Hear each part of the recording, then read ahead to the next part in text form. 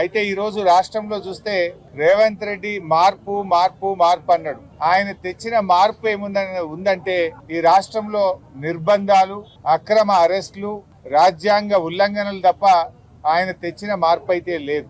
ఏ నిరుద్యోగ యువతకైతే మాట ఇచ్చారో ఆ నిరుద్యోగ యువతను అదే అశోక్ నగర్ లో వీపులు కమిలిపోయేటట్టు కొట్టారు. గిరిజనులకు ఏ గొప్ప గొప్ప మాటలు చెప్పినరో అర్ధరాత్రి పూట ఆ గిరిజనుల మీద దాడి చేసి ఈ రోజు కూడా ఆ గిరిజనులందరినీ కూడా జైళ్లలో నిర్బంధించారు. రేవంత్ పాలన ఆనాటి ఇందిరమ్మ రాజ్యంలోని ఎమర్జెన్సీ పాలనను ఇవాళ తలపిస్తా ఉంది. ఎవరు కూడా పోలీసులతో రాజ్యమేలిన ఏ ప్రభుత్వం కూడా ముందు పడలేదు.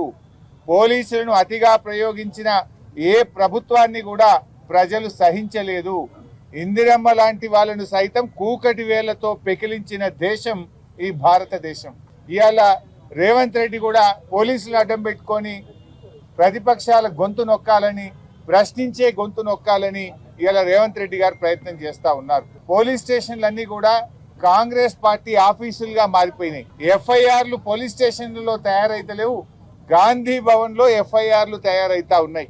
ఏ సెక్షన్లు పెట్టాలనో, ఎవరిని అరెస్ట్ చేయాలో గాంధీ భవన్ నుంచి, కాంగ్రెస్ పార్టీ కార్యాలయం నుంచి ఇవాళ ఆదేశాలు ఇస్తున్నటువంటి పరిస్థితి ఉన్నది.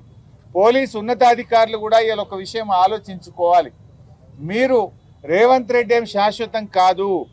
ఈయన ఇవాళ ఉంటాడు, రేపు పోతాడు. రేపు మళ్ళీ బీఆర్ఎస్ ప్రభుత్వం రావచ్చు, ఇంకో ప్రభుత్వం రావచ్చు. ఆయన ఇష్టం వచ్చినట్టు ఒక సైకో లాగా ఇవాళ రేవంత్ రెడ్డి వివరిస్తా ఉన్నాడు. ఒక సాడిస్టిక్ ప్రెషర్ లో రేవంత్ రెడ్డి గారు ఉన్నారు.